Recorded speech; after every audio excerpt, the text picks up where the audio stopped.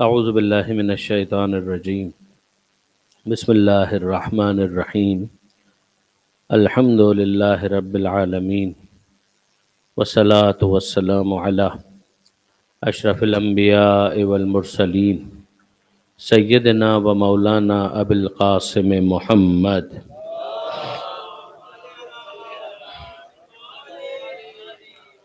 وأہل بیتہ الطیبین الطاہرین المعصومین المظلومین المنتجبین المنتخبین المیامین لا سیما علی الامام المنتظر والحجۃ الثانی عشر الذین اذهب اللہ عنہم الرجس وطہرہم تطہیرا۔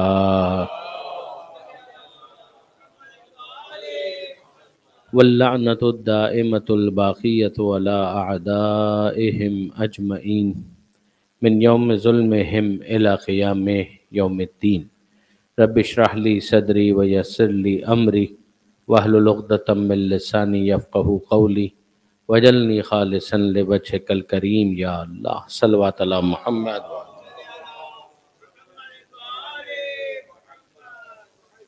اما بعد، سورہ مبارکہ عنکبوت قرآن مجید کا 29واں سورہ، آیت نمبر 41 پر ہم پہنچے تھے، جہاں پروردگار عالم نے یہ ارشاد فرمایا کہ مثل الذین اتخذوا من دون اللہ اولیاء، کہ اللہ کو چھوڑ کر کہ جن کو ان لوگوں نے اپنا ولی اور سرپرست بنا لیا، کمثل العنکبوت، ان کے یہ سہارے تارے عنکبوت سے زیادہ نہیں ہیں۔ سہارا تو وہاں ملے گا جہاں پروردگار عالم نے سہارا رکھا ہے۔ پروردگار عالم نے جس کو نبی بنایا ہے اس کو نبی مانو، خدا نے جس کو ولی بنایا ہے اس کو ولی مانو۔ اپنی طرف سے اگر کسی کو نبی بنانا چاہیں تو ساری دنیا مل کر اگر اتفاق کر لے تب بھی وہ نبی نہیں بنے گا، ساری دنیا مل کر اگر اتفاق کر لے تو کسی کے اجماع سے کوئی ولی نہیں بنے گا۔ یہ سارے معاملات خدا کے اختیار میں ہیں۔ اس کو انصاف کی بات ہے کہ اسی اسپرٹ کے ساتھ سمجھنے کی ضرورت ہے۔ یہ خارجیت اور ناسبیت ہے کہ جہاں پر پروردگار اگر کسی کو ولی بنائے تو اس کا بھی ان آیتوں کو پیش کر کے انکار کر دیا جائے، یہ پھر ایک دوسری ایکسٹریم آ جاتی ہے۔ یہ یاد رکھیے گا کہ خدا سے زیادہ خدا کا وفادار بننا یہ خود توحید کے خلاف ہے۔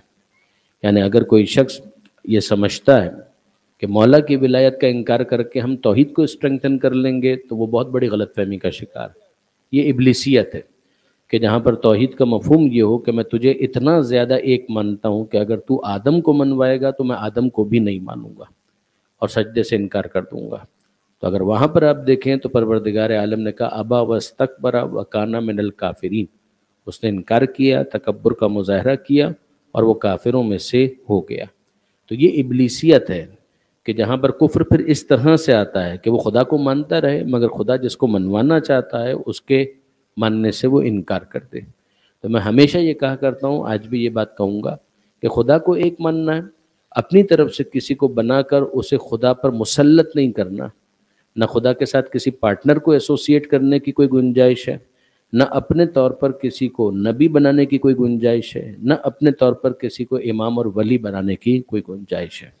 یہاں جس چیز کا پروردگار عالم نے انکار کیا ہے وہ کیا ہے کہ پروردگار عالم کو چھوڑ کر خدا کے کہنے پر کسی کو ولی مانا تو بالکل حق ہے، بالکل سچ ہے۔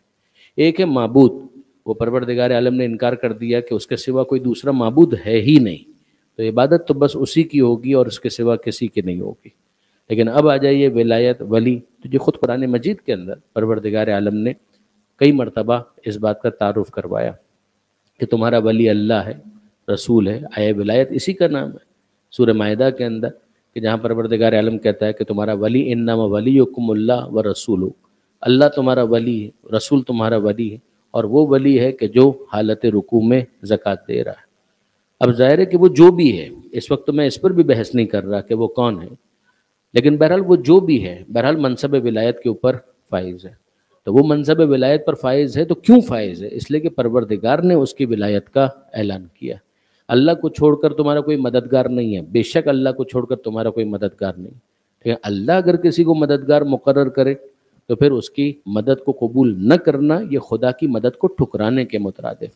اسی لیے پیغمبر اکرم کی وہ حدیث بھی نہیں، آیت قرآن مجید کے اندر پیغمبر اکرم کی دعا موجود ہے کہ وجعل لی من لدنک سلطانا نصیرا، کہ اپنے پاس سے میرے لیے ایک طاقتور مددگار مقرر کر دے۔ تو یہ طاقتور مددگار خدا کے علاوہ اگر کوئی نصرت کرنے والا ہوتا ہی نہیں ہے تو پھر اس مدد کا مطلب کیا ہے؟ مطلب یہی ہے کہ چونکہ خدا نے اس کو مددگار بنایا ہے لہٰذا اس کی مدد خدا ہی کی مدد قرار پائے گی، یہ سمجھتے ہوئے کہ یہ پروردگار کا مقرر کردہ ناصر اور مددگار ہے۔ یہاں پروردگار عالم نے جو سب سیکوینٹ آئے تھے اس کے اندر بھی اسی مفہوم کو اسی کانٹیکس میں اور اسی اسپرٹ کے ساتھ سمجھنے کی ضرورت ہے کہ ان اللہ یعلم، یقیناً اللہ جانتا ہے، اللہ کو پتہ ہے، ما یدعون من دونہ، اللہ کو چھوڑ کر جن کو یہ پکارتے ہیں، من شیء، کوئی بھی ہو اسے خدا خوب جانتا ہے کہ اس کی حقیقت کیا ہے۔ ایک مرتبہ پھر وہی بات کہ خدا کو چھوڑ کر، خدا کو نظر انداز کر کے، وَهُوَ الْعَزِيزُ الْحَكِيمُ، خدا عزیز ہے اور خدا حکیم ہے۔ یہاں پر بھی اگر آپ دیکھیں تو وہ بنیادی اعتراض آ جاتا ہے کہ پھر آپ حضرات جو مولا علی کو پکارتے ہیں تو کس بنیاد پر پکارتے ہیں؟ تو مولا علی کو خدا کا شریک سمجھ کر اگر کوئی پکارے گا تو یقیناً غلط کرے گا۔ نہ خدا کا شریک سمجھا جاتا ہے، نہ خدا کے ساتھ ایسوسیٹ کیا جاتا ہے اس معنی میں کہ وہ خدا کے پارٹنر ہے۔ وہ عبد پروردگار، وہ پروردگار عالم کے مخلصین میں شامل، وہ پروردگار عالم کی طرف سے حامل ولایت، وہ پروردگار عالم سے اتنے قریب ہیں کہ ان کی تو مناجات کے جملے یہ ہیں کہ الہی کفا بی اذن ان اکون لک عبدا، یا پروردگار میری عزت کے لیے یہ بہت کافی ہے کہ میں تیرا عبد اور تیرا بندہ ہوں، وکفا بی فخرا ان تکون لی ربا، اور میرے تو فخر کے لیے یہ کافی ہے کہ تو میرا رب ہے، میرا پروردگار ہے، انت کما احب فاجعلنی کما تحب، تو مجھے ویسا رکھ کہ جیسا تو چاہتا ہے، تو ویسا ہے کہ جیسا میں چاہتا ہوں، مجھے ویسا رکھ کہ جیسا تو چاہتا ہے۔ یہ عجیب معرفت کے جملے ہیں جو امیر المومنین نے ہمیں سکھائے ہیں۔ دعائے کمیل ابھی آپ نے پڑھی، اس کے اندر بھی یہی، مگر بنیادی مسئلہ یہ ہے کہ جب اس کے اندر ایک ایکسٹریم پوزیشن لے لی جاتی ہے توحید کے نام پر تو یہ پھر واپس ابلیسیت ہی کا مظاہرہ ہے۔ یعنی میں اس لیے اس بارے میں اصرار کر رہا ہوں کہ عام طور پر میں نے اس میں بڑی بے احتیاطی دیکھی، ایک طالب علم کی حیثیت سے بات کر رہا ہوں، میں نے بڑی بے احتیاطی دیکھی۔ اگر کوئی واقعی یہ سمجھ رہا ہے نصیریت کی طرف مائل ہے تو غلط کر رہا ہے۔ اسلام کبھی بھی اس کو ایڈوکیٹ نہیں کر سکتا، نہ مولا کائنات اس کو سپورٹ کر سکتے ہیں، لیکن اگر آپ دوسری طرف خارجیت اور ناصبیت کا انداز دیکھیں جو دشمنی اہل بیت والا معاملہ، تو سیدھا سادہ ایک اعلان کر دیا جاتا ہے کہ جناب خدا کے سوا کسی کو بھی پکارنا، حرف ندا کے ساتھ پکارنا یا لگا کر پکارنا، اس کا مطلب یہ ہے کہ یہ شرک ہو گیا۔ اگر آپ اس طرح سے ایبسولوٹ سویپنگ اسٹیٹمنٹس پاس کریں گے تو انصاف کی بات یہ ہے کہ سب سے پہلے خود خدا کو مشرک ماننا پڑے گا، اس لیے کہ اگر آپ قرآن مجید اٹھا کر دیکھیں تو پروردگار عالم کہہ رہا ہے یا آدم اسکن انت و زوجک الجنہ، اے آدم، تو آدم کے اوپر یہ حرف ندا تو آ گیا۔ اسی طریقے سے ملے گا یا ابراہیم، تو حرف ندا تو آ گیا۔ اسی طریقے سے یا موسیٰ یا یحییٰ یا زکریا، یہ سب قرآن مجید کے اندر ہے۔ یہ حضرت ابراہیم علیہ السلام کا جو واقعہ تھا کہ جس میں جناب ابراہیم علیہ السلام کو نار نمرود سے علی القول المعروف جو بچایا گیا تھا، تو اس میں تو پروردگار عالم نے آگ کو مخاطب کر کے کہا یا نارو کونی بردن و سلامہ، اے آگ ٹھنڈی ہو جا۔ تو کیا وہ آگ پروردگار عالم کی کوئی شریک ہے کہ جس کو خدا پکار رہا ہے؟ پروردگار عالم کا پکارنا کس معنی میں؟ پروردگار عالم اگر پکار رہا ہے تو اس کے بعد ظاہر ہے کہ کوئی ایک بھی عقل مند انسان نہیں کہہ سکتا کہ پروردگار نے اس کو اپنا شریک قرار دیا۔ اسی طریقے سے ہم ایک دوسرے کو پکارتے ہی رہتے ہیں، تو کیا ہمارا ایک دوسرے کو پکارنا ایک دوسرے کو خدا قرار دینا ہے؟ کہ اگر آپ مجھ سے کہیں کہ مولانا، تو یہ مولانا کہہ کر مخاطب کرنا، چاہے آپ لفظ یا لگائیں یا نہ لگائیں، خطاب تو آپ کر رہے ہیں۔ یا اگر بچہ اپنی ماں کو پکارتا ہے، اپنے والد کو پکارتا ہے، اپنے استاد کو پکارتا ہے، تو کیا وہ خدا سمجھ کر پکار رہا ہوتا ہے؟ تو اب یہاں پر فوراً ایک دوسرا ایک سپلیمنٹری کلوز آتا ہے کہ نہیں جناب یہ سب تو زندہ ہیں، تو زندہ کو پکارنا شرک نہیں ہے، لیکن اگر کوئی اس دنیا سے چلا گیا تو چونکہ وہ مر گیا تو مرنے کے بعد اس کو پکارنا یقیناً شرک ہو جائے گا۔ ہم نے کہا کہ بنیادی طور پر تو آپ فرق کیجئے، کیا شرک کے اندر بھی اس طرح سے ہوتا ہے کہ یہ والا شرک جائز ہو جائے گا، وہ والا شرک جائز نہیں ہوگا؟ اگر صرف حرف یا کو یا حرف ندا کو لگانے سے وہ شرک بن رہا تھا تو حرف ندا تو اس نے لگا دیا، کہا کہ نہیں اس شرط کے ساتھ کہ اگر وہ زندہ ہے تو پھر پکارنا شرک نہیں ہوگا، لیکن اگر وہ مر گیا تو پھر اس کو پکارنا شرک ہوگا۔ تو پھر انصاف کی بات یہ ہے کہ اگلے مرحلے میں گفتگو داخل ہوتی ہے. تو اس کا مطلب یہ ہے کہ ہم کو یہ ثابت کرنا ہے کہ جس کو ہم پکار رہے ہیں وہ مرا نہیں ہے. پھر تو ہم کو صرف اتنا ثابت کرنا ہے نا، پھر تو معاملہ بہت آسان ہو گیا کہ ہم کو اتنا ثابت کرنا ہے کہ جس کو ہم پکار رہے ہیں وہ مرا نہیں. تو وہ کہتے ہیں کہ جی ہاں بس اتنا ہی ثابت کر دیجئے کہ وہ مرا نہیں. کہ قرآن سے بڑھ کر کون سی دلیل ہوگی؟ کوئی دلیل قرآن سے بڑھ کر تو نہیں ہو سکتی. جواب بالکل قرآن سے بڑھ کر کوئی دلیل نہیں ہو سکتی. کھولیے سورہ آل عمران. پہلے تو یہ بتائیے کہ علی شہید ہیں یا نہیں، حسین شہید ہیں یا نہیں. اور اگر علی اور حسین شہید ہیں تو پھر اس کے بعد یہ قرآن مجید کی آیت ہے جو آپ کا گریبان پکڑ رہی ہے کہ لا تحسبن الذین قتلوا فی سبیل اللہ امواتا، کہ جو اللہ کی راہ میں قتل کیے گئے خبردار سوچنا بھی نہیں کہ وہ مر گئے. جن کے بارے میں موت کا گمان نہیں ہو سکتا، آپ مردہ کہنے کا حق کیسے رکھتے ہیں کہ ہمارے پکارنے پر شرک کا فتویٰ لگا سکیں؟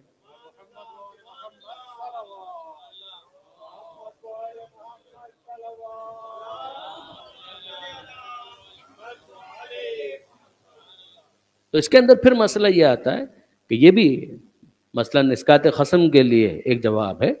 لیکن اگر آپ آگے بڑھ کر دیکھیں تو قرآن مجید کے اندر تو آپ تیسرا پارہ کھولیے، آپ مردوں کو پکارنے کی بات کرتے ہیں. میں نے تو گزارش کی کہ مولا کائنات شہید ہونے کے بعد اس زمرے سے ہی خارج ہو گئے. لیکن اب آئیے آپ تیسرے پارے کو کھولیے اور جا کر دیکھیے. سورہ بقرہ کی میں بات کر رہا ہوں. تلک الرسل فضلنا بعضهم علی بعض، جہاں سے یہ پارہ شروع ہوتا ہے وہاں کچھ ہی آگے آپ جائیں گے تو حضرت ابراہیم علیہ السلام کا تذکرہ موجود ہے کہ حضرت ابراہیم علیہ السلام نے پروردگار عالم سے کہا کہ رب ارنی کیف تحیی الموتى، کہ پروردگار مجھے اتنا بتا دے کہ تو کیسے مردہ کو زندہ کرتا. تو پروردگار عالم نے کہا اولم تؤمن، کیا ابراہیم کیا تمہیں ایمان نہیں ہے؟ تو ابراہیم علیہ السلام نے کہا بھلا کیوں نہیں، ایمان تو ہے، لیکن لیطمئن قلبی، مگر میں چاہتا ہوں کہ میرا دل بھی مطمئن ہو جائے. تو پروردگار عالم نے کہا خذ اربعۃ من الطیر، اے ابراہیم ایک کام کرو، 4 پرندوں کو پکڑو، اٹھاؤ، انہیں اپنے سے مانوس کرو، پھر اس کے بعد ان کو ذبح کرو اور ان کا ایک ایک جز مختلف جگہوں پر جا کر رکھ دو. پھر اس کے بعد کیا کرو؟ ثم ادعوہن، ان کو پکارو. جب تم پکارو گے تو کیا ہوگا؟ تمہاری صدا صدا بس صحرا ثابت نہیں ہوں گے، یاتونک سعیا، وہ دوڑتے ہوئے تمہارے پاس آ جائیں گے. تو اگر ابراہیم علیہ السلام مردہ پرندوں کو پکارنے کے بعد بھی مشرک نہیں ہوئے تو علی کو پکارنے سے بھی کوئی مشرک نہیں بنتا. درود بھیجئے محمد و آل محمد. بنیادی مسئلہ جو ہے نا برادران عزیز یاد رکھیے گا، میں آپ کی خدمت میں ان بچوں کے لیے اور ان جوانوں کے لیے کہ جو اس مسئلے کو سنجیدگی کے ساتھ دقت کے ساتھ سمجھنا چاہتے ہیں، میں ان کو خاص طور پر مشورہ دوں گا کہ وہ حضرت آیت اللہ العظمیٰ علامہ سید علی نقی صاحب، ان کی کتاب ہے رد وہابیت، اس کا مطالعہ کریں، اس کا مباحثہ کریں، تو ان کو اندازہ ہوگا کہ بہت ساری چیزیں ایسی ہیں کہ جن کے لیے ہمارے وہابی دوستوں نے نہ سمجھنے کی وجہ سے شرک کی تہمت لگانے میں اس کو فتویٰ بھی نہیں کہتا، شرک کی تہمت لگانے میں، شرک کا بہتان لگانے میں بہت جلدی کا مظاہرہ کیا. وہ اس بات کو سمجھ نہیں پائے، لہٰذا انہوں نے اس تہمت کے لگانے میں بہت جلدی سرعت کا مظاہرہ کیا. کبھی آپ غور کیجئے کہ آپ فون کے اوپر کسی سے بات کر رہے ہیں اور سامنے جو شخص ہے وہ لائن پر موجود نہیں ہے، تو وہ آپ کی بات نہیں سن رہا. یعنی اب تک تو میں بات کر رہا تھا ان کیسز کی کہ جن کے اندر وہ سن رہے ہیں. ہم کہہ رہے ہیں مولا علی شہید ہونے کی بنیاد پر مردہ ہی نہیں ہے. میں نے گزارش کی کہ اذن پروردگار سے ان پرندوں نے اگر سن لیا اور ابراہیم علیہ السلام کی پکار پر چلے آئے تو ان کا جو مطالبہ تھا وہ بھی پورا ہو گیا، جو ان کی خواہش تھی وہ بھی پوری ہو گئی، اور یہاں پر یہ بھی سمجھ میں آ گیا کہ اذن پروردگار سے کوئی بھی سن سکتا. لیکن اب آگے بڑھیے کہ فرض کیجئے واقعاً وہ نہیں سن رہا. اگر وہ نہیں بھی سن رہا تو یہ ایک لغو کام ہو جائے گا. ہم یہ کہیں گے کہ ایک بیہودہ کام ہے، لغو کام ہے، شرک کیسے ہو جائے گا؟ غور فرمائیے گا کہ وہ شرک کیسے ہو جائے گا؟ ایک لغو کام ہو گیا. آپ فون کر رہے تھے، سامنے سے کسی سے بات کر رہے تھے، ڈسکنیکٹ ہو گیا، آپ کو پتہ ہی نہیں ہے اور آپ بات کیے جا رہے ہیں. کچھ دیر کے بعد آپ کے گھر میں سے کسی نے آپ سے کہا کہ جناب علی وہ تو بھائی سے دوسرے فون کے اوپر گفتگو کر رہے ہیں، آپ کس سے بات کر رہے ہیں؟ ارے وہ نہیں تھے اس جگہ پر. کہا کہ نہیں تھے. ارے مجھے پتہ ہی نہیں تھا. تو اس کا مطلب کیا ہوا؟ اتنی دیر تک آپ شرک کرتے رہے کہ جب آپ پکار رہے تھے اور وہ نہیں سن رہے تھے تو آپ کے اس پکارنے کی وجہ سے اور ان کے نہ سننے کی وجہ سے کیا آپ مشرک ہو گئے؟ نہ یہ پکارنا شرک ہے، نہ ان کا نہ سننا شرک ہے. زیادہ سے زیادہ یہ کہا جا سکتا ہے کہ 4 منٹ 5 منٹ جو آپ بات کر رہے تھے وہ ایک ایسی بات تھی کہ جس کا کوئی مطلب نہیں تھا. لیکن طے شدہ ہے کہ یہ جو ٹیلی فون کے اوپر جیسے گفتگو کرنے کی کوشش کر رہا تھا اس کو وہ خدا سمجھ کر نہیں پکار رہا تھا. جب وہ خدا سمجھ کر نہیں پکار رہا تھا تو آپ کو یہ سوء ظن رکھنے کا کیا حق حاصل ہے کہ آپ اس کے اوپر مشرک ہونے کی تہمت لگائیں؟ یہ جو ہمارے وہابی دوست ہیں ان کی طرف سے یہ انصاف کی بات یہ ہے کہ بہت بڑی زیادتی ہے. وہ اس بات کو سمجھ نہیں پائے اور نہ سمجھنے کے بعد اپنی ناسمجھی کے اوپر انہوں نے اصرار کیا. یہ ہمارا ان سے شکوہ ہے کہ ان کو خارجیت اور ناسبیت کی طرف نہیں جانا چاہیے. ان میں سے بہت سے ایسے ہوں گے جو خارجی اور ناسبی نہیں ہوں گے، لیکن یہ کہ بہرحال ان کے اس تجزیے کی وجہ سے ایک پوری قوم اور ایک پوری ملت کے اوپر کہ جس میں شیعہ بھی شامل ہیں، ہمارے بریلوی سنی دوست بھی شامل ہیں، وہ سب کے سب اس فتوے اور تہمت کی زد میں آتے ہیں جو کہ زیادتی ہے. درود بھیجیے گا محمد و آل محمد. اب آگے دیکھیے تو پروردگار عالم فرماتا ہے کہ وہ تلک الامثال، یہ مثالیں جو ہم دے رہے ہیں، نضربھا للناس، جو ہم انسانوں کے سامنے پیش کرتے ہیں، وما یعقلھا الا العالمون، مگر ان کو نہیں سمجھتے مگر وہ جو صاحب علم ہے. خود پروردگار عالم بھی اس بات کا شکوہ کر رہا ہے کہ جو نافہم ہے، ناسمجھ ہے، وہ ان باتوں کو سمجھ نہیں پاتے. مثلا یہ عنکبوت، تار عنکبوت جو مثال دی ہے پروردگار عالم نے کہ بت ناتوان ہے، فرعون ہو، نمرود ہو، ان سب کی کوئی حیثیت نہیں ہے. اگر درختوں کو تم خود سے خدا بنا لو، کسی کو ناگ دیوتا کہہ دو، کسی کو گائیں کو بھی خدا مان لو، تو یہ ساری کی ساری چیزیں تمہاری طرف سے من گھڑت باتیں ہیں، ان سے کوئی سپورٹ تمہیں ملنے والا نہیں ہے. مگر مسئلہ کیا ہوتا ہے کہ بہت سے افراد ان باتوں کے اوپر غور نہیں کر پاتے. اس کے لیے پروردگار فرماتا ہے کہ مثالیں تو ہم دیتے ہیں، مثال کے ذریعے سے چیز کو سمجھنا آسان ہو جاتا ہے. وما یعقلھا الا العالمون، مگر ان کے اوپر غور وہی کرتے ہیں، سمجھتے وہی ہیں کہ جو صاحبان علم ہے. یہاں پر علم کا مطلب امامہ نہیں، یہاں پر علم کا مطلب حوزہ علمیہ کا گریجویٹ ہونا نہیں ہے. یہاں پر علم کا مطلب ہے کہ ایسا شخص کہ جو مظاہر قدرت کے اوپر، آفاق اور انفس میں موجود نشانیوں کے اوپر غور کرنے کے لیے تیار ہو. ان فی خلق السماوات والارض واختلاف اللیل والنہار لآیات لأولی الالباب، کہ وہ روٹین کا معاملہ سمجھ کر بس اپنی زندگی کے وقت کو پورا نہ کر رہا ہو. آسمان کو دیکھ رہا ہے، زمین کو دیکھ رہا ہے، دن کو دیکھ رہا ہے، رات کو دیکھ رہا ہے، سورج کو دیکھ رہا ہے، چاند ستاروں کو دیکھ رہا ہے، اور ان تمام کو دیکھنے کے بعد وہ پروردگار عالم کی طرف متوجہ ہے کہ اگر مخلوق ہے تو خالق بھی ہے، اگر مملوک ہے تو مالک بھی ہے، اگر مصنوع ہے تو صانع بھی ہے. جب وہ اس ترتیب کے ساتھ پروردگار عالم کی طرف اپنی معرفت کے سفر کو آگے بڑھائے گا تو مخلوق کو دیکھ کر صرف مخلوق کی تعریف نہیں کرے گا، خالق کی تخلیق کی تعریف کرے گا. جب وہ مصنوع کو دیکھے گا تو فقط اس مصنوع کی تعریف نہیں کرے گا، صانع کی صنعت گری کی تعریف کرے گا. یہ وہ چیز ہے کہ جو پروردگار عالم چاہتا ہے، اور ان مثالوں کے ذریعے سے اس میسج کو سمجھے گا. اس لیے کہ آپ ایک مرتبہ پھر سورہ بقرہ میں اگر جائیں گے تو پروردگار عالم نے وہاں پر بھی یہ بات کہی ہے کہ ان اللہ لا یستحیی ان یضرب مثلا ما بعوضۃ فما فوقها، کہ اللہ کو اس بارے میں کوئی شرم نہیں ہے کہ وہ مچھر کی مثال بیان کرے یا اس سے بھی کوئی ہلکی مثال بیان کرے. جیسے کہ مقصود مچھر کا لفظ لانا قرآن میں نہیں ہے، یہ تار عنکبوت تو مکڑی کا لفظ لانا قرآن مجید کے اندر یہ مقصود نہیں ہے. جو چیز سمجھانی ہے اس کے لیے اگر مچھر کی مثال دینی ہوگی تو مچھر کی مثال دی جائے گی، مکڑی کی مثال دینی ہوگی تو مکڑی کی مثال دینی ہوگی. یعنی یہ بعض افراد نے یہ اعتراض کیا کہ اتنی بڑی کتاب، اتنی عظیم کتاب، اور اس کے اندر مچھر کا تذکرہ، اس کے اندر مکڑی کا تذکرہ. تو مچھر اور مکڑی آبجیکٹو نہیں ہے، اصل مقصد یہ ہے کہ کسی کی کمزوری کو سمجھانا ہے. تو کمزوری کو سمجھانے کے لیے کیا ہاتھی کی مثال دی جائے گی؟ کمزوری کو سمجھانے کے لیے کیا شیر کی مثال دی جائے گی، ببر شیر کی مثال دی جائے گی؟ ظاہر ہے کہ کچھ چیزیں ہیں جو عناوین بن جاتے ہیں، کچھ طاقت کے استعارے ہوتے ہیں، کچھ کمزوری کے استعارے ہوتے ہیں. تو اگر کسی کی کمزوری بیان کرنی ہے تو مکڑی کے جالے کی بات کی جائے گی، مچھر کی بات کی جائے گی. طاقت کی بات کرنی ہوگی تو کوئی اور مثال دی جائے گی. یہی معاملہ یہاں پر بھی ہے.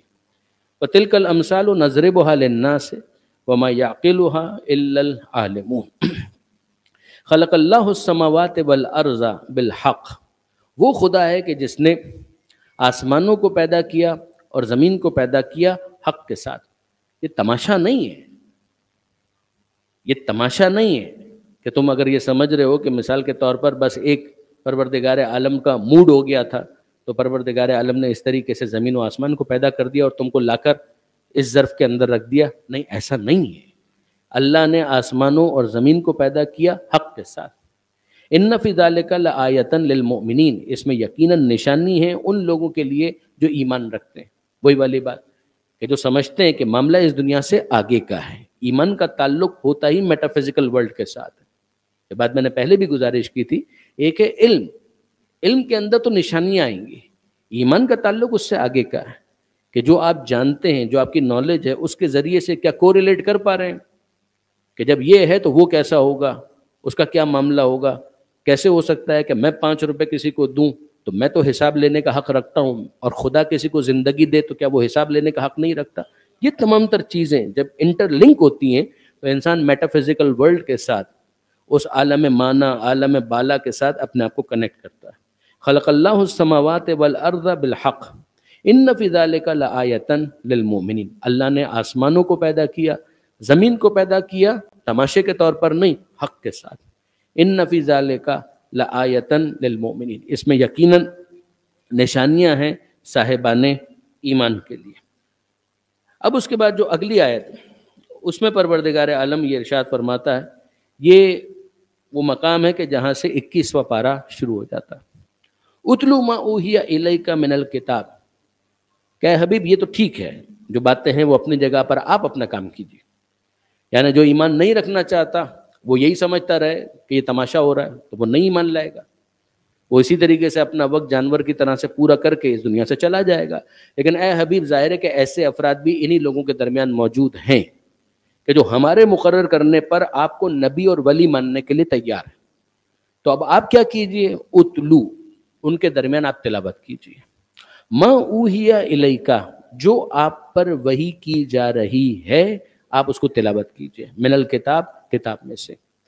یعنی آپ وہ ایک ایکسٹرا سورس ہیں معلومات کا کہ جس کے ذریعے سے ان لوگوں کو نالج دی جا سکتی ہے ان معاملات کی کہ جن کا تعلق اب ایمانیات کے ساتھ ہے. کہ جتنا تم نے دیکھا، جتنا تم نے سنا، وہ تو اس دنیا کے فریم ورک کے اندر ہے. اس کے ساتھ تم نے اپنے آپ کو کنیکٹ کیا اس انسین ورلڈ کے ساتھ، اس غیر مرئی دنیا کے ساتھ جو آنکھوں سے نظر نہیں آتی، مگر تمہارا دل، تمہارا عقل، تمہارا وجدان گواہی دیتا ہے کہ وہ ہے، اور وہ اس کے بارے میں جاننا چاہتے ہیں جو ایمان کے بعد کی معلومات ہے. اب اے حبیب اس کو جاننے کے لیے ہم نے آپ کو مقرر کیا ہے. جب آپ کو مقرر کیا ہے تو آپ کا سورس کیا ہے کہ ہم آپ پر وحی نازل کر رہے ہیں. یہ وہی ایک ایکسٹرا سینس ہے کہ جو پروردگار عالم نے ہر ایک کو نہیں دیا. دیکھیے، آنکھیں آپ کے پاس بھی ہیں، میرے پاس بھی ہیں، کان آپ کے پاس بھی ہیں، میرے پاس بھی ہیں، زبان آپ کے پاس بھی ہے، میرے پاس بھی ہے. چھو کر آپ بھی بہت کچھ سمجھ لیتے ہیں، چھو کر میں بھی بہت کچھ سمجھ لیتا ہوں، کوئی کم کوئی زیادہ. یہ کچھ جنرل ٹولز ہیں کہ جو سب کے پاس ہیں. عقل، انٹیلیکٹ کم زیادہ ہر ایک کے پاس موجود ہے، with some exceptions of course، کہ جو مینٹل کیسز ہو گئے، کہ جو ریٹارڈڈ ہیں، ان کو آپ چھوڑ دیجئے، لیکن مین اسٹریم کے اندر. مگر وہی ہر ایک کے اوپر نازل نہیں ہو رہی. ہر ایک کے اندر وہ تشنگی رکھی ہے پروردگار نے، پیاس رکھی ہے کہ وہ محسوس کرے کہ مسنگ لنک کچھ ہے، کچھ مسنگ لنک ہے، کچھ مسنگ لنک ہے. مگر وہ کیا ہے، وہ پروردگار عالم نے ہر ایک کے اوپر اس وحی کو نازل نہیں کیا.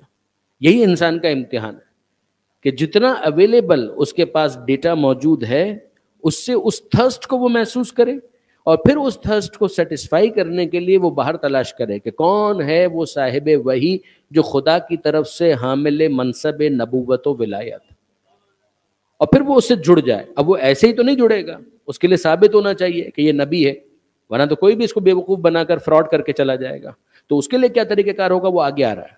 لیکن یہاں پروردگار عالم نے اپنے حبیب سے یہ کہا کہ وہ کہ جن کے اندر یہ تشنگی ہے، آپ ان کے لیے یہ کام کیجئے. اتلو ما اوحی الیک من الکتاب. کتاب تو بہرحال آپ کے اوپر نازل ہو رہی ہے، وہی تو آپ پر آ رہی ہے. اے حبیب آپ نے تو اپنا کام کرنا ہے. جو آپ کی بات کو نظر انداز کر دیں وہ ٹھیک ہے، وہ اپنا وقت ضائع کرتے رہیں، لیکن جو آپ کی طرف متوجہ ہو جائیں، جو آپ کے ساتھ جڑ جائیں، آپ ان کو سنائیے، آپ ان کو بتائیے. ما اوحی الیک، جو وحی کی صورت میں آپ پر نازل ہوا ہے، یہ جو ایڈیشنل سینس آپ کے پاس ہے، اس میں ان کو بتائیے، ان کو انفارم کیجئے. وَأَقِمِ الصَّلَاةَ، اور نماز کو قائم کیجئے. اب یہ جو نماز کا قیام ہے، کہ وہ کیا ہوگا؟ وہ اس نماز کے قیام کے ذریعے سے یہی کریں گے کہ بار بار نماز پڑھیں گے، نماز کے دوران پروردگار عالم سے اپنی اس تھرسٹ کو بیان کریں گے، اہدنا الصراط المستقیم، اہدنا الصراط المستقیم، اہدنا الصراط المستقیم۔ یہ کیا ہے؟ یہ اسی تھرسٹ کا ایکسپریشن ہے کہ اے پروردگار معلوم ہے ہم کو کہ دیر از سم تھنگ مسنگ، وہ سیدھا راستہ کیا ہے سمجھ میں نہیں آ رہا، کچھ تو ہے، مگر تو اس راستے کی طرف ہماری رہنمائی کر دے، ایک مرتبہ راستہ مل گیا تو اس پر ثابت قدم رہنے کی توفیق عطا فرما۔ صراط الذین انعمت علیہم، یہ ان لوگوں کا راستہ ہے کہ جس پر تو نے اپنی نعمت خاص نازل کی ہے۔ اب جو نعمت خاص نازل کی ہے جس کے اوپر، ان میں سے پہلے کون ہے؟ اتلو ما اوحی، اس امت کے اندر پیغمبر اکرم وہ مرکزی شخصیت ہے۔ آپ ان کے درمیان وہ وحی جو آپ پر نازل ہو رہی ہے اس کو ان کے درمیان پڑھ پڑھ کر سنائیے، نماز کا طریقہ سکھائیے تاکہ وہ تھرسٹ ان کی بیدار رہے، وہ تھرسٹ ان کی رہے، سیٹسفائی ہوتی رہے، مگر پھر واپس آئے، پھر واپس سیٹسفیکشن ملے، پھر واپس۔ یہ تو ایک آن گوئنگ پروسیس ہے، اس لیے کہ وہاں کی جو معلومات ہے، وہاں کی جو سیٹسفیکشن ہے وہ آن گوئنگ، وہ ان لمیٹڈ ہے، وہ انفائنائٹ ہے۔ تو انسان جتنا آگے بڑھتا چلا جائے گا، جتنا آگے بڑھے گا، مزید اگلی منزل اس کی منتظر ہے۔ اتلو ما اوحی الیک من الکتاب واقم الصلاۃ، اور نماز بھی قائم کیجیے۔ تو نماز کے قیام کے ذریعے سے ایک فائدہ کیا ہوگا؟ ایک فائدہ تو یہ ہوگا کہ وہ تھرسٹ مینٹین رہے گی۔ دوسرا فائدہ کیا ہوگا؟ دوسرا فائدہ یہ ہوگا ایک گیدرنگ بنے گی کہ جس گیدرنگ کے اندر وہ وحی کا پیغام جو آ چکا ہے تو اب جن تک پہنچ چکا ہے وہ دوسروں تک پہنچاتے چلے جائیں گے۔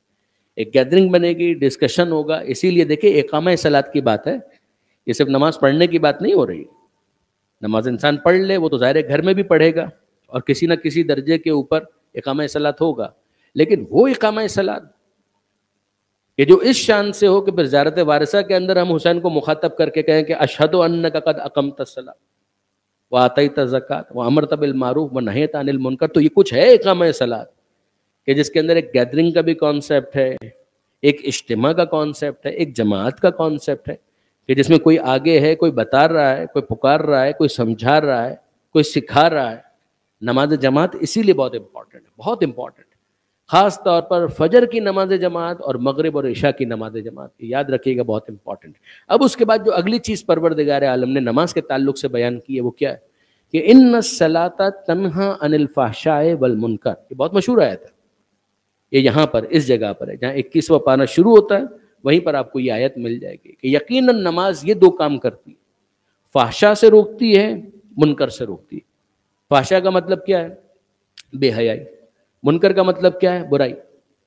ایک انسان ہے، اس کے سفلی جذبات ہیں، اگر وہ کنٹرول میں نہ ہو تو قوم لوط کی مثال ہم پڑھ چکے ہیں۔ تو بٹ نیچرل انسان کے ذہن میں ایک سوال آتا ہے نا کہ اپنے آپ کو قابو کرنے کے لیے، اپنے نفس کو کنٹرول کرنے کے لیے کیا کیا جائے؟ کہ ایک کام یہ کرو کہ نماز پڑھو، اور نماز اس شان سے پڑھو کہ نماز اقامہ صلاۃ کی منزل پر ہو۔ تو اس کا یہ نتیجہ نکلے گا کہ جو تمہارے اندر کے سفلی جذبات ہیں، جو پس جذبات ہیں، جو حیوانی جذبات ہیں، کہ جن کو ہم ختم کرنے کا نہیں کہہ رہے، ہم ان کو چینلائز کرنے کا کہہ رہے ہیں، مگر چینلائز کرنے کے لیے ان کو قابو میں رہنا ضروری ہے۔ اس قابو میں رکھنے کے لیے بہت مؤثر ہے تمہاری نماز، کہ جب تم نماز پڑھتے ہو، پروردگار عالم کی بارگاہ میں عرض ادب کرتے ہو، تو تمہارے ان جذبات کو کنٹرول کرنے کا ایک امکان پیدا ہو جاتا ہے۔ پھر اس کے بعد اگر ایک انسان دوسری تمام تر ضروریات ہیں ان کو اگر پورا نہیں کرے گا اور پھر نماز کو الزام دے کہ میں تو نماز پڑھتا ہوں مگر اس کے باوجود فحشاء اور برائیوں سے نہیں بچتا، تو یہ بالکل ایسا ہی ہے کہ جیسے آپ ڈاکٹر سے شکوہ کر رہے ہیں کہ ڈاکٹر صاحب میں نے دوائی پی تھی مگر پھر بھی میرا گلا خراب، ڈاکٹر نے دوا دی تھی، اینٹی بائیوٹک دی تھی، یہ کہتے ہوئے کہ یہ کھائیے اور کھانے کے نتیجے میں آپ کا گلا ٹھیک ہو جائے گا، ہے انفیکشن آپ کے گلے کے اندر، مگر یہ دوا کھائیے، یہ اینٹی بائیوٹکس کھائیے تو آپ کا گلا ٹھیک ہو جائے گا۔ وہ 3 دن کے بعد، 4 دن کے بعد پھر آ کر ڈاکٹر صاحب سے شکوہ کر رہے ہیں آپ ڈاکٹر ہی نہیں ہیں، آپ کو ڈاکٹری نہیں آتی، آپ کو میڈیسن نہیں آتی۔ کہا کیوں؟ آپ نے کہا تھا یہ دوا کھائیے، اس دوا کے اندر یہ صلاحیت ہے کہ یہ گلے کا انفیکشن دور کر دے گی، میں نے تو دوا کھائی لیکن اس کے باوجود میرا گلا ٹھیک نہیں ہوا۔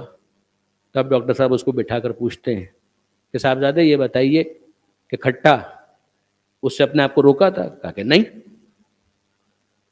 پانی پوری بھی کھائی ہے، بھیل پوری بھی کھائی ہے، چٹنیاں بھی کھائی ہیں، کلفی بھی کھائی ہے، آئس کریم بھی کھائی ہے، بلکہ زیادہ کھائیے آپ پر اعتماد کر کے کہ جب آپ نے کہہ دیا کہ اس اینٹی بائیوٹک کے اندر یہ صلاحیت ہے، اب تو اس کے بعد ظاہر ہے کہ مجھے بچنے کی کیا ضرورت تھی؟ آپ مجھے انصاف سے بتائیے. آپ سب کے چہروں پر مسکراہٹ بتا رہی ہے کہ یہ جواب احمقانہ ہے. کہ ڈاکٹر نے جو اینٹی بائیوٹک دی تھی یقیناً اس کے اندر یہ صلاحیت تھی کہ وہ آپ کے گلے کے انفیکشن کو دور کر سکتی تھی، لیکن یہ کہ یہ کون سی عقل مندی ہے کہ انسان ان چیزوں سے تو اپنے آپ کو دور کرنے کے لیے تیار نہیں ہے کہ جو انفیکشن کا باعث ہے، اور پھر موجود انفیکشن کو دور کرنے کی توقع لیے ہوئے ہے. اگر ایک انسان ہے وہ نماز بھی پڑھ رہا ہے اور ساتھ ہی ساتھ کہتا ہے کہ اب تو نماز بھی پڑھ رہا ہوں، فحشا سے تو رک ہی جاؤں گا، تو نائٹ کلب جا کر اپنا تقوی کیوں چیک کر رہے ہیں؟ ان مقامات فاسدہ کے اوپر جا کر آپ اپنے نفس کو کیوں ٹیسٹ کر رہے ہیں؟ یہ کس عقل مند نے آپ کو مشورہ دیا تھا؟ ایک انسان وہ ہے کہ جو سنجیدگی رکھتا ہے، وہ کہتا ہے کہ نہیں مجھے سمجھ میں آ رہا ہے کہ چیزیں تو یہ غلط ہیں، اتنا تو مجھے سمجھ میں آ گیا کہ لوط علیہ السلام کی قوم نے جو کام کیا تو بہت غلط کیا.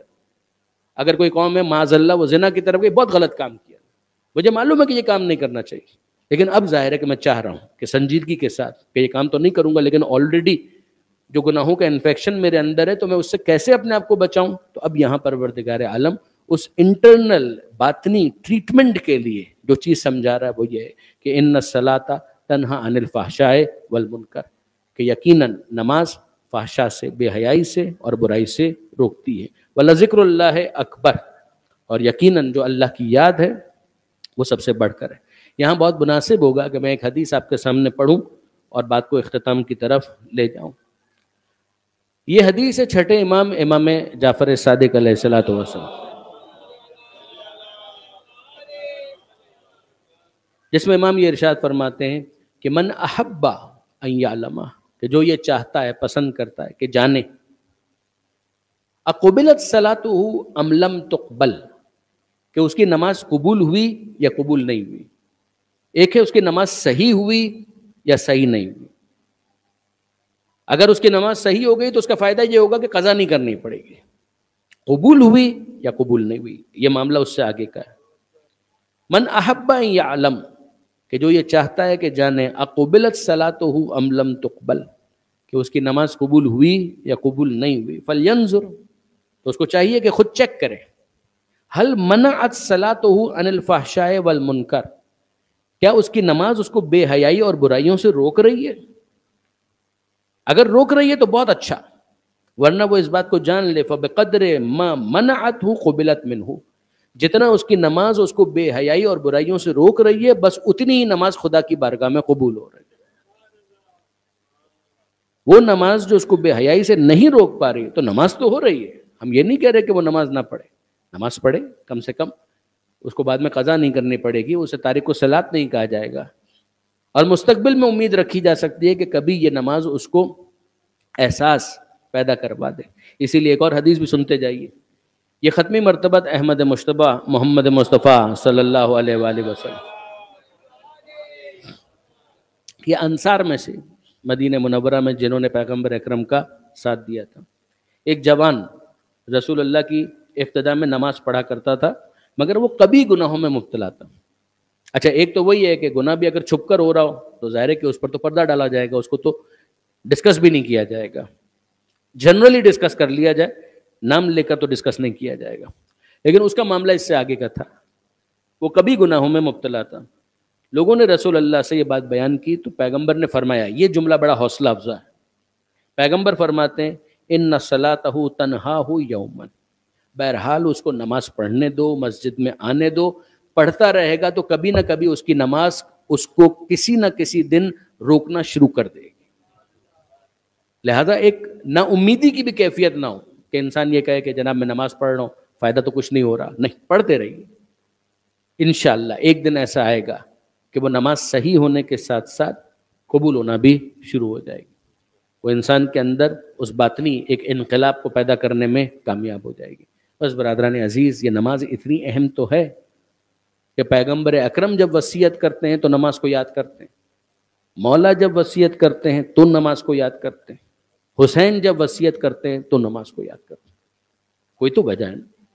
کیا آپ کے ذہن میں نہیں ہے کہ چھٹے امام نے یہ ارشاد فرمایا تھا، ان کی بھی وصیت تھی کہ لا تنالوا شفاعتنا مستخفا بالصلاۃ. بھول جاؤ، ہماری شفاعت کی امید ہے، بالکل. تم ہم کو وسیلہ سمجھتے ہو، بالکل. ہم تمہارا آسرا ہیں؟ کہ بالکل۔ کہ یاد رکھو لا تنالو شفاعتنا مستخفا بالصلاۃ، ہماری شفاعت اس کو نہیں مل سکتی جو نماز کو حقیر سمجھتا ہے، ہلکا سمجھتا ہے۔ وہ پیغمبر اکرم کی وصیت جو مولا سے، تو یہ ارشاد فرمایا اقم الصلاۃ فانھا قرۃ عینی، اے علی نماز کو قائم کرتے رہنا، اس لیے کہ نماز میری آنکھوں کی ٹھنڈک ہے۔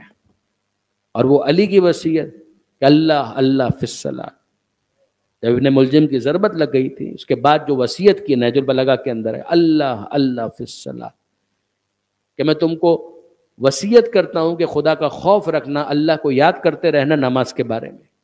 فإنها عمود دینکم، وہ تمہارے دین کا ستون ہے۔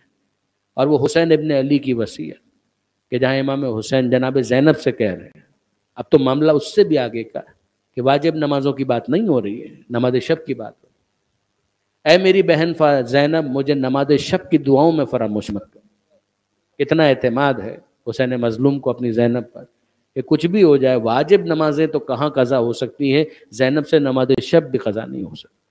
اور پھر اس کے بعد ہمیں یہ ملتا ہے کہ وہ جناب زینب کے جس نے شام غریمہ میں بھی نماز پڑھی تھی اور نماز شب پڑھی تھی، وہ زندان شام میں بھی نماز پڑھتی ہوئی نظر آ رہی، اور ایک عجیب انداز سے کہ بیٹھ کر نماز شب پڑھ۔ تو سید سجاد حیران ہو کر پوچھتے ہیں کہ پھپھی اماں آپ نے تو شام غریبہ میں بھی کھڑے ہو کر نماز پڑھی تھی، یہ آج کون سا دن آ گیا کہ میں آپ کو بیٹھ کر نماز پڑھتے ہوئے دیکھ رہا ہوں؟ تو جناب زینب کہتی ہیں اے بیٹا سید سجاد، جو حاکم جائر اور ظالم یزید کے پاس سے، اس کے دربار سے جو غذا کا سامان آتا ہے وہ اتنا مختصر ہوتا ہے کہ بچوں کی بھی بھوک پوری طرح سے مٹ نہیں پاتی، بچے میری طرف دیکھنے لگتے ہیں تو میں اپنے حصے کی غذا بھی بچوں کے سامنے رکھ دیتی ہوں، میں تو ٹھیک ہے پانی پی کر بھی گزارا کر لوں گی، مگر میری سکینہ دونے والے زیادہ کھاتے ہیں، میرا باقر کچھ اور کھا لے۔ تو اب اتنی زیادہ ناتوانی ہے کہ اس ناتوانی کی وجہ سے میں کھڑے ہو کر نماز نہیں پڑھ پاتی، تو واجب نمازیں تو پھر بھی میں کھڑے ہو کر پڑھتی ہوں، مگر نماز شب میں بیٹھ کر پڑھ لیتی ہوں۔ تو آپ اندازہ کیجئے کہ کچھ تو جناب زینب کے دل میں اور ذہن کے اندر ہے۔ اور پھر ہمیں اپنے علماء کی قدر کرنی چاہیے جنہوں نے اس بات کو ہائی لائٹ کیا کہ جب اتنی بھوک ہے تو پھر اس کے بعد جناب زینب کا پہلا مطالبہ کیا ہونا چاہیے رہائی کے بعد؟ یہی ہونا چاہیے کہ پہلے اگر ہمیں رہا بھی کرنا چاہتے ہو تو اتنی غذا کا تو انتظام کرو کہ ہم پیٹ بھر کر کھانا کھا سکیں۔ مگر ہمارا سلام ہو جناب زینب پر کہ جب رہائی کا پیغام آیا تو بی بی نے پہلا مطالبہ یہ کیا کہ ہمارے لیے ایک مکان کا انتظام کیا جائے کہ جہاں پر ہم دل کھول کر اپنے پیاروں کو یاد کر سکیں، ان پر آنسو بہا سکیں۔ کہ اب تک تو جب سکینہ بھی اپنے بابا کو یاد کرنا چاہتی تھی کوئی تماچے مارتا تھا، کوئی تعزیہ نہیں مارتا تھا۔ الا لعنت اللہ علی الظالمین وسیعلم الذین ظلموا ایام منقلب ینقلبون۔ بار اللہ اس قلیل توسل کو قبول فرما، اے پروردگار قرآن اور اہل بیت سے متمسک رہنے کی توفیق عطا فرما، ماہ رمضان سے استفادے کی توفیق عطا فرما، مرحومین کی مغفرت فرما، انہیں علیین میں جوار معصومین میں جگہ عطا فرما، بیماروں کو شفا عطا فرما، بے روزگاروں کو رزق حلال عطا فرما، جو بے اولاد ہیں اولاد صالح عطا فرما، جو صاحبان اولاد ہیں تربیت کی توفیق عطا فرما، پاکستان کو استحکام عطا فرما، زمانے کے امام کے ظہور میں تعجیل فرما، ہمیں ان کے اعوان و انصار میں شمار فرما۔ ربنا تقبل منا انک انت السمیع العلیم وتب علینا انک انت التواب الرحیم۔